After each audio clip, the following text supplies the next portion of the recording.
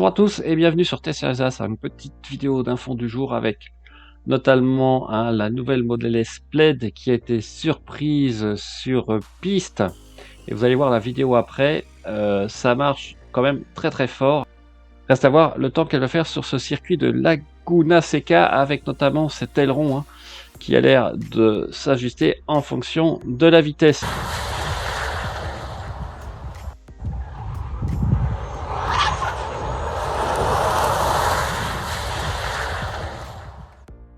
Quant aux heureux futurs propriétaires de Model S Plaid aux États-Unis, il semble que la livraison de quelques Model S pourrait commencer en juin, à un rythme cependant assez lent.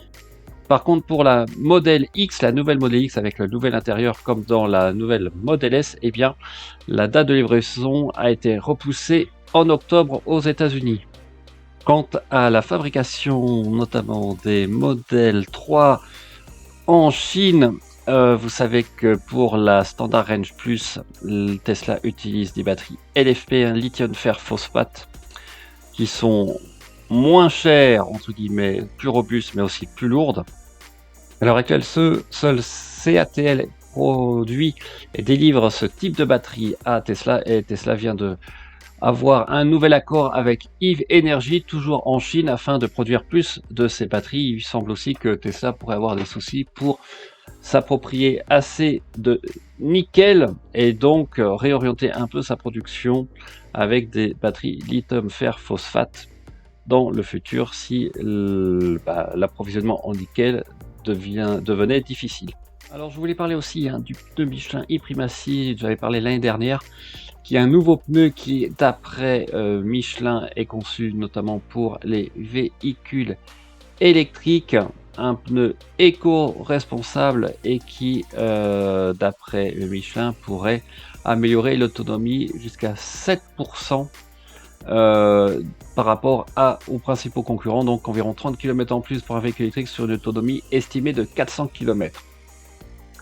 Alors, ce qui est intéressant évidemment, c'est de voir quel est le prix de ces pneus et quel est le premier retour des utilisateurs avec ces nouveaux pneus.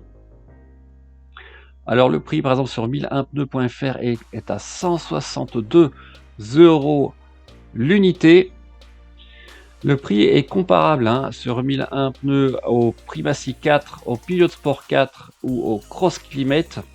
Donc pas vraiment de différence de prix pour les différents pneus qu'on peut installer en Michelin sur ma Model 3 en 235/45 R18.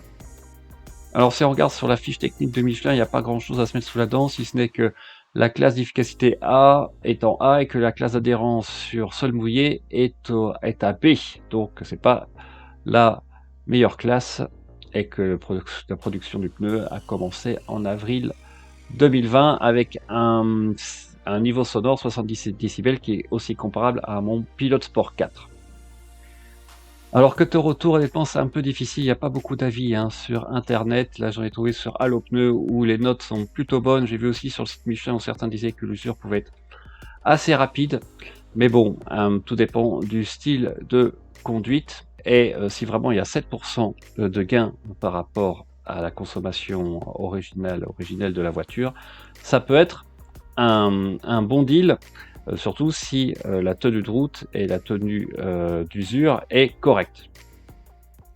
Voilà, écoutez, j'espère que cette petite vidéo d'info vous a plu. N'oubliez pas, jeudi 20 mai à 21 h, un live, je pense qu'il va être très intéressant avec Quentin de Charge Price qui va nous parler des bornes électriques, notamment en France. Pas seulement le coût, mais la répartition et la distribution des bornes, puisqu'il connaît ça très bien.